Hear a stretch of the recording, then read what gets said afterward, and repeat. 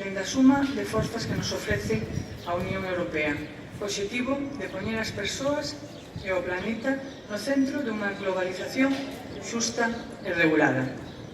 Dende Lugo, temos claro que é necesaria unha Europa máis social, unha Europa que teña na creación de emprego unha das súas prioridades, unha Europa que loite contra a desigualdade, unha Europa que conte con ferramentas para loitar contra a competencia social e ambiental desleal. Europa responsable, que cumpra cos obrigacións de cara ás persoas que buscan unha vida mellor entre nós, pero tamén unha Europa verde, que pense nas vindeiras xeracións e asuma o liderazgo global